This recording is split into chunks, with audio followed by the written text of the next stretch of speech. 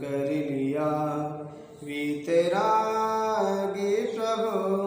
हे महावीर जिन आदिनाथ प्रभु, तुम हो तारण तरण, आपके द्वै चरण में विनम्र नमन, आपके द्वै चरण में विनम्र नमन। जब यस्य स्वयं स्वभावाप्तिरभावे कृष्ण कर्मणः, तस्मै संज्ञन रूपाय नमोस्तु परमात्मने, नमोस्तु परमात्मने। जय बोले अनंत शुद्ध परमेश्वर भगवान की, प्रथम तीर्थंकर श्री ऋषभनाथ भगवान की, परम पूज्य आचार्य भगवंत गुरु श्री पूज्यपाद स्वामी की, आचार्य भगवंत गुरु श्री विराट सागर जी गुरुदेव की, आचार्य भगवंत गुरु श्री विनम्र सागर जी गुरुदेव की, मथुरा सिद्ध क्षेत्र की। अभी बेगाध्ययन से पूज्यपाद स्वामी की देशना हम सभी लोग बड़े ही मनो उपयोग से सुन रहे थे, क्योंकि आचार्य भगवंत ने कल अपने भी चर्चा करते हुए अपनी बात रखी। उन्होंने कहा कि जो अपना अहित करता है, जो अपने प्रति क्रोध करता है, उसके प्रति हमारे परिणाम कैसे होना चाहिए, उसका प्रतिकार हमें किस तरीके से करना चाहिए, ये आचार्य भगवंत ने कल अपनी भी चर्चा रखी। और आज आचार्य भगवंत संसार में जीव किस तरह घूम रहा है, किस तरह ये पंच परावर्तन कर रहा है, जिससे इस जीव को अपने स्वभाव की प्राप्ति नहीं हो पा रही, इसका क्या कारण है। तो आचार्य भगवंत आज अपनी बात रखते हुए आज हम सभी लोगों को संबोधन करेंगे कि ये जीव संसार में क्यों घूम रहा है। आइए पहले गाथा पढ़ते हैं, उसके उपरांत इसकी गहराई को समझते हैं। रागद्वेषद्वै दीर्घ नेत्राकर्षण कर्मणः, अज्ञानं सुचिरं जीवा, अज्ञानात् सुचिरं जीवा, संसाराद्यौ भ्रमत्स्यौ। रागद्वेष, रागद्वेष द्वै दीर्घ, राग द्वेष रूपी दो द्वि, ये रागद्वेष रूपी दो रस्सी दीर्घ, ये क्या है, डोरियां, डोरियों से नेत्राकर्षण, नेत्राकर्षण यानी कि मथनी की तरह कर्मणा घुमा रही है। ये राग द्वेष दो रस्सियां ये मथनी की तरह घुमा रही है। अज्ञानम सुचरम जीवा, अज्ञानम सुचरम जीवा, अज्ञान के वशीभूत होकर सुचरम अनादिकाल से जीवा संसारी प्राणी को संसारादौ भ्रमस्व इस संसार समुद्र में घुमा रही है। क्या, राग देश रूपी दो रस्सियां इस जीव को संसार में क्या घुमा रही है। जिस प्रकार गांव देहात में लोग मक्खन निकालते थे, लोग नवनीत निकालते थे, तो मटका लेते थे, मटके में क्या दही डालते थे, और दही डालते थे, उसमें क्या डालते थे, रई में क्या रस्सी बांधते थे, जो लकड़ी की होती थी ना रई, तो उसमें क्या क्या डालते थे, रस्सी डालते थे, तो उससे क्या मथते थे, क्या करते थे, मथते थे, मंथन करते थे, तो उससे क्या प्राप्त होता था, व्यक्ति को नवनीत मिल जाता था, नवनीत की प्राप्ति हो जाती थी। तो नवनीत जब दही से नवनीत निकलकर और नवनीत ही आगे चलकर घी को प्रदान कर दिया करता था, और घी क्या है, दूध का सार है, क्या है, दूध का सार निकाल लिया। तो ऐसे ही इस संसार में यदि इस भव संसार में यदि हम दो रागद्वेष रूपी दो रस्सी से यदि संसार रूपी नीर को यदि मथेंगे, तो क्या हमें नवनीत प्राप्त हो सकता है क्या? संसार रूपी नीर को हम रागद्वेष रूपी दो रस्सी से मथेंगे तो क्या हमें नवनीत प्राप्त हो जाएगा? राग द्वेष रूपी संसार में यही तो घुमा रहे हैं जीव को। संसार में घुमाने वाला है ही कौन? राग द्वेष।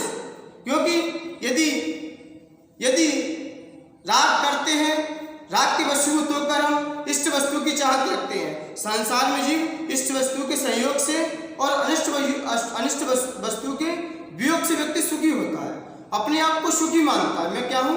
सुखी हो गया। मुझे अच्छी वस्तु मिल गई, मुझे अच्छी पत्नी मिल गई, मुझे अच्छी कार मिल गई, मुझे अच्छी दुकान मिल गई, तो व्यक्ति क्या कहता है? मुझे खुश हूँ। और अनिष्ट वस्तु का वियोग हो जाए, जो हमारा दुश्मन हो वो उससे हमारा नाता छूट जाए, तो व्यक्ति अपने आप को क्या समझता है? मैं क्या हूँ? सुखी हूँ। क्या समझता है? सुखी हूँ। और कहीं इष्ट वस्तु का वियोग हो जाए, अपना मित्र था, अपनी कोई धन दौलत जिससे आदि थी, और वो अपन से क्या बिछड़ जाए और अनिष्ट का संयोग हो जाए, अनिष्ट का संयोग हो जाए, तो व्यक्ति क्या होता है? दुखी होता है। क्या होता है? दुखी होता है, चीखता है, चिल्लाता है। तो आचार्य भगवंत कह रहे हैं ये सुख और ये दुख, ये क्या है? जीव की एक कल्पना है, ये भ्रम है। न वस्तु में सुख है, न वस्तु के बिछड़ने से दुख होता है। ये तो हमने क्या अपनी एक बुद्धि बना रखी है, एक अपनी मान्यता बना रखी है। वास्तव में देखा जाए तो सुख दुख तो ये क्या है? सुख दुख तो हमारे अंदर खुद ही है। क्या है? सुख दुख तो हमारे अंदर ही है। हम सुख होना चाहे तो सुखी है और दुखी होना चाहे तो हम दुखी हैं। जीव स्वतंत्र है, क्योंकि आचार्य भगवंत कह रहे हैं जब हमारा उपादान खोटा होता है, क्या उपादान खोटा होता है, उपादान यदि हमारा निर्कृष्ट है, तो हम छोटे से निमित्त ही मिल जाए तो भी हम उसमें राग द्वेष कर लेते हैं, उसमें घूम जाते हैं। तो आचार्य भगवंत कह रहे हैं कि राग द्वेष ही क्या है? संसार के कारण है। क्योंकि जिस वस्तु से आज आप खुश हो रहे हो, जिस वस्तु को चाहकर आप बड़े प्रसन्न हो रहे हो, कल वही वस्तु आपको दुख का कारण बन सकती है। जिसमें आपको आज सुख आ रहा है, कल वो वस्तु भी आपके सामने क्या दुख बन सकती है।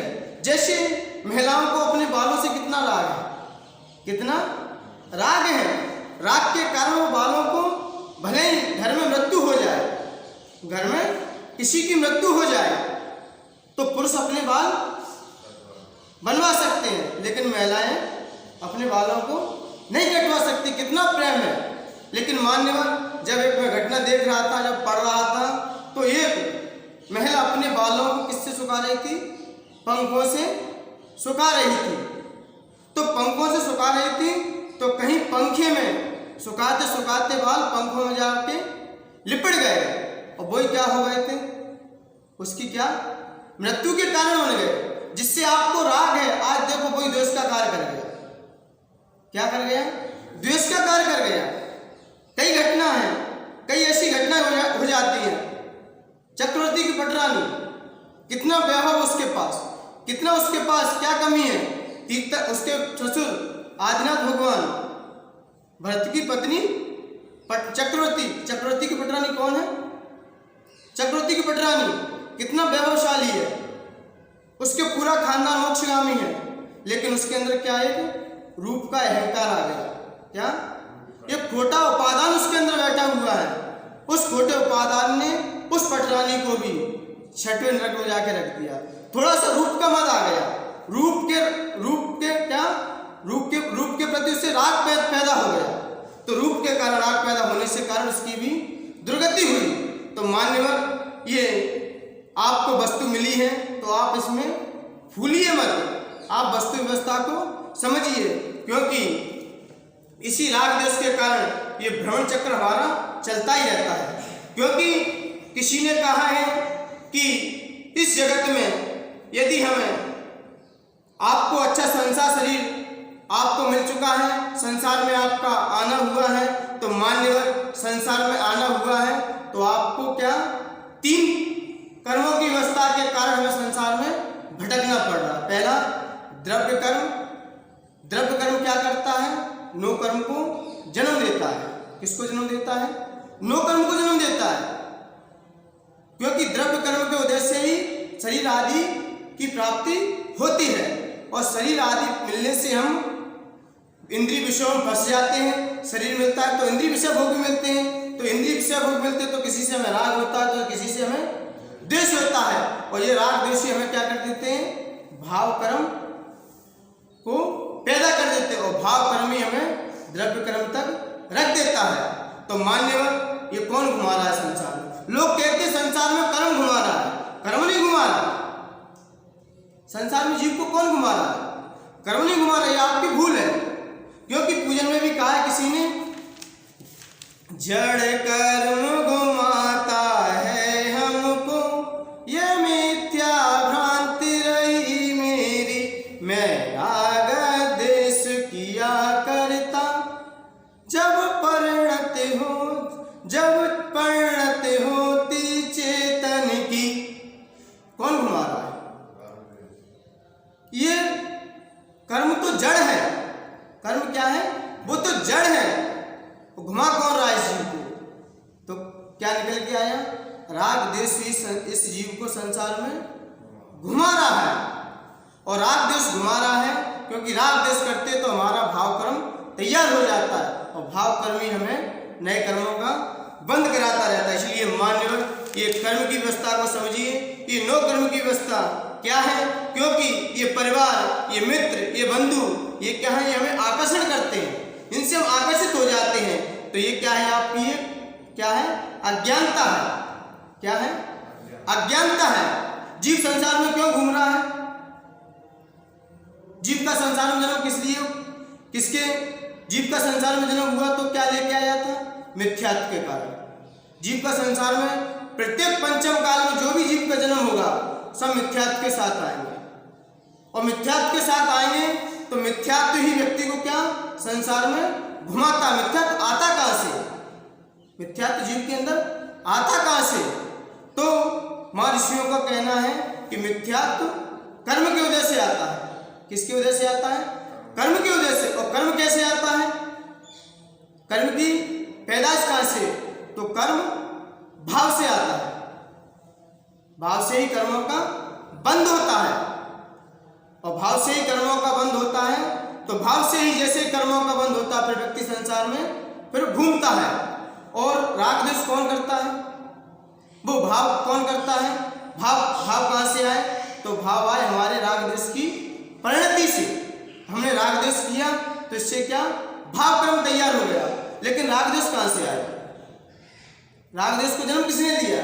तो निकल के आया कि राग द्वेष को जन्म दिया तो अज्ञान ने दिया। अज्ञान के कारण व्यक्ति क्या करता है? ये चीज मेरी है, ये वस्तु मेरी है, इससे वस्तु होती है तो उससे प्रीति करता है, अनिष्ट होती है तो उससे घृणा करता है, उससे द्वेष करता है। तो इसके कारण व्यक्ति क्या करता है? भाव कर्म कर लिया करता है। किसके कारण? अज्ञान के कारण व्यक्ति राग द्वेष पैदा करता है। और अज्ञान कहां से आया? अज्ञान जीव के अंदर कहां से आया? तो निकल के आया कि अभी से ज्ञान नहीं है, और मनुष्य जीवन का सार ही क्या है? ज्ञान है। आचार्य कुंद स्वामी ने भी कहा है, नानम नरस्य सारो, नर जीवन का सार क्या है? ज्ञान है। यदि ज्ञान प्राप्त कर लिया, यदि ज्ञान को आपने मंथन कर लिया, ज्ञान को आपने मत दिया, ज्ञान को आपने चिंतन और अनुभव के द्वारा उस पर विचार कर लिया, मतलब शास्त्र पढ़ने से ज्ञान आता है। शास्त्र पढ़ने से राग द्वेष मोह कम होता है कि बढ़ जाता है? शास्त्र का स्वाध्याय करने से राग द्वेष बढ़ता है कि कम होता है? राग द्वेष करने से लोगों का आज क्या राग द्वेष बढ़ रहा है। ये व्यक्ति था, लोग डेली भगवान की पूजन किया करता था, डेली भगवान का अभिषेक किया करता था, और डेली स्वाध्याय किया करता था, डेली तत्व चर्चा किया करता था, और काम क्या था उसका? चना बेचने का था। क्या बेचता था? चना बेचता था। तो जब नगर में साधु पधारे, तो जैसे ही नगर में साधु पधारे, तो जैसे ही छुल्लक जी का आगमन हुआ, तो छुल्लक जी 2-3 दिन तक तो ऐसे ही बैठे रहे। किसी ने आर की नहीं पूछा, किसी ने उनका ध्यान भी नहीं रखा। तो ना रखने के कारण जब 2-3 दिन हो गए, तो वही चना बेचने वाला व्यक्ति आया और छुल्लक जी को क्या किया? उसने इच्छा में किया। क्या किया? इच्छा में किया। तो इच्छा में किया, क्षुल्लक जी ने आशीर्वाद दिया। बोले, फिर वो बोला, हे क्षुल्लक जी, आपका स्वास्थ्य कैसा है, आपका रत्नात्रय कैसा है, आपके आहार पानी अच्छे हो रहे हैं? तब क्षुल्लक जी ने कहा, मुझे 3 दिन हो गए आए हुए, मुझे 3 दिन हो गए, अभी मेरा भोजन नहीं हुआ है। क्षुल्लक तब उसने कहा, तब उसके अंदर विचार आया कि मुझे अपना कर्तव्य का पालन करना चाहिए। डेली स्वाध्याय करता था, उसे पता ही नहीं था। तो वो एक दिन उसने उसी तत्काल ही उसने घर पे जाके चने भिगोए, चने रखे थे और पानी और गुड़ थोड़ा था, उस गुड़ और चना और पानी से क्षुल्लक जी का पेट भर दिया। तब क्षुल्लक जी ने विचार किया, बेचारा कितना गरीब है, कितना गरीब है, स्वाध्याय डेली करता, भगवान की पूजन भक्ति डेली करता है, लेकिन इसके प्रति हमारी थोड़ी सी उपकार हो जाए तो ठीक है। क्षुल्लक जी के अंदर विचार आया, वो क्षुल्लक जी के पास आया और निवेदन किया कि मेरे घर में सिर्फ मैं चना बेचता हूँ, इससे ही अपना जीवन यापन करता हूँ। तब क्षुल्लक जी ने उसे क्या एक मंत्र दिया। क्या दिया? मंत्र दिया।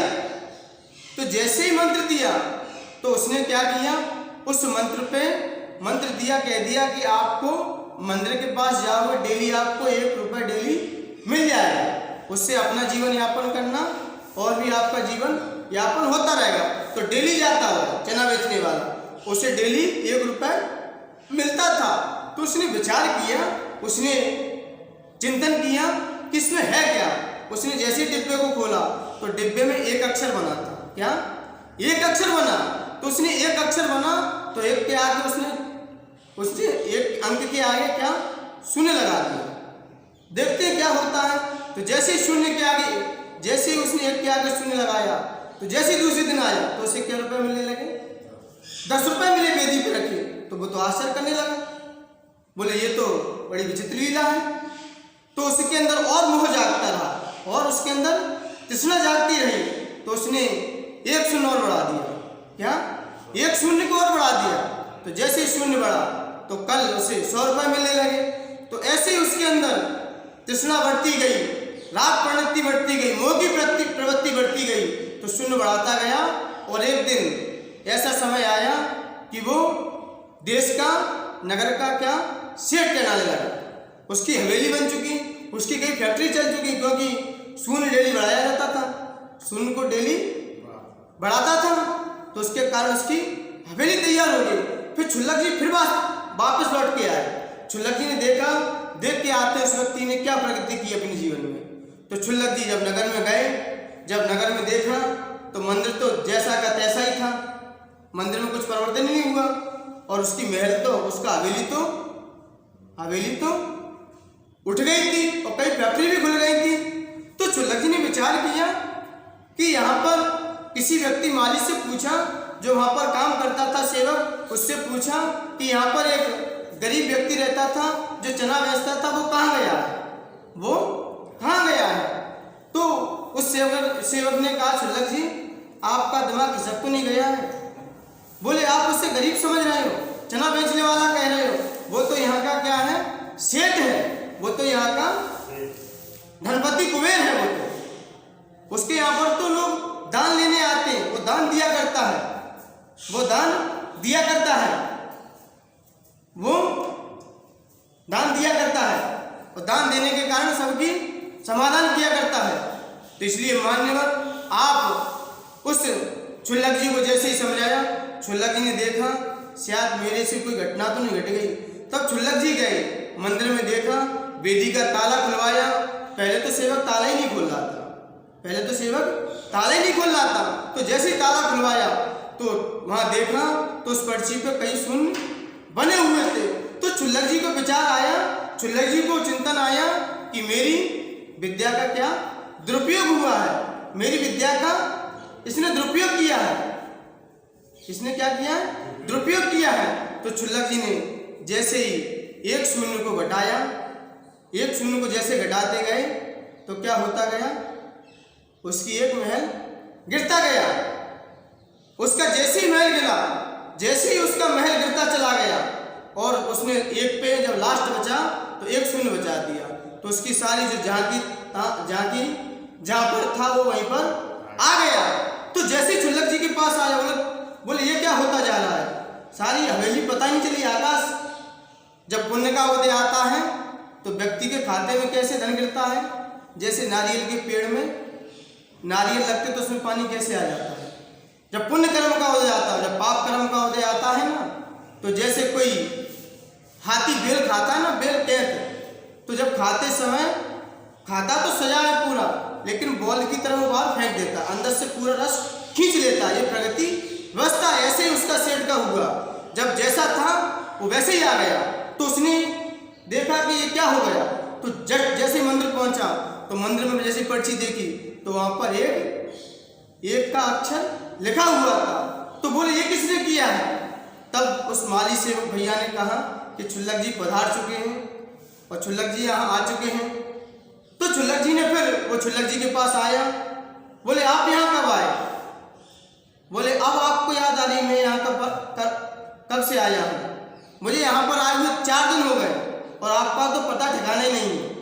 आपको धन दौलत क्या मिल गई है, आप इतने बिजी हो गए, इतने फंस गए हो इस मोह माया में, इस राग देश के चक्कर में कि आप धर्म को ही भूल गए, धर्म को ही भूल गए। जिसकी आपकी भरोसे से आपको धन भोग मिला था उसको ही आप भूल गए, और जब आपको गिरा तब आप मेरे पास आ चुके। इसलिए मान्यवर व्यक्ति धन में इतना बौरा जाता है कि धर्म को भी भूल जाता है।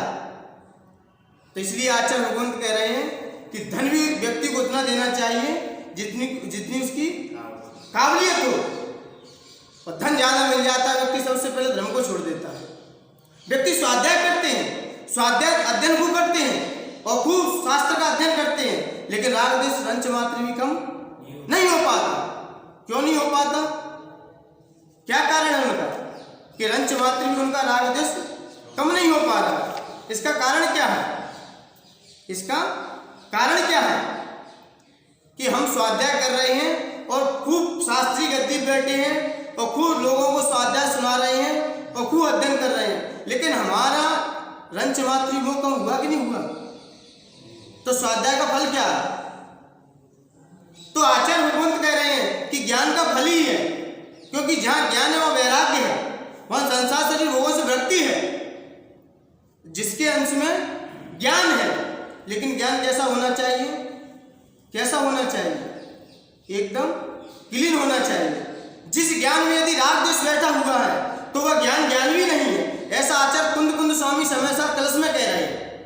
क्या कह रहे हैं, जिस ज्ञान में यदि राग देश है तो राग देश होने के कारण वह ज्ञान अज्ञान है। क्योंकि जिस प्रकार 1 किलो दूध में 1 बूंद जहर की डाल दी जाए तो वो दूध कैसा हो जाता है, कैसा हो जाता है, जहरीला हो जाता है। दूध क्या है, अमृत है। ज्ञान क्या है, एक अमृत है, और उस अमृत में कहीं एक जहर की बूंद, कहीं राग देश की बूंद गिर जाए तो वह दूध भी क्या हो जाता है, क्या हो जाता है, जहर हो जाता है। जैसे सांप को दूध पिलाते हैं तो दूध भी क्या हो जाता है, जहर हो जाता है। ऐसे ही राग देशी यदि इस राग देशी रूपी शराब, राग देशी रूपी मोही प्राणी यदि इस ज्ञान अमृत को पीता है तो उसको फिर क्या उगलता है, अंदर से विषी उगलेगा। क्या उगलेगा, विषी उगलेगा। और राग देश का त्याग करके व्यक्ति यदि ज्ञान करता है तो वो ज्ञान ही व्यक्ति को चारित्र पर आरूढ़ कर देता है, वही व्यक्ति को चारित्र के लिए अंगीकार कर देता है। और जब तक चारित्र नहीं है तब तक राग देश को भी आप कम नहीं कर सकते। जब तक आपके अंदर संसार शरीर भोगों से वृत्ति नहीं होगी तब तक आपका राग भी कम नहीं हो सकता।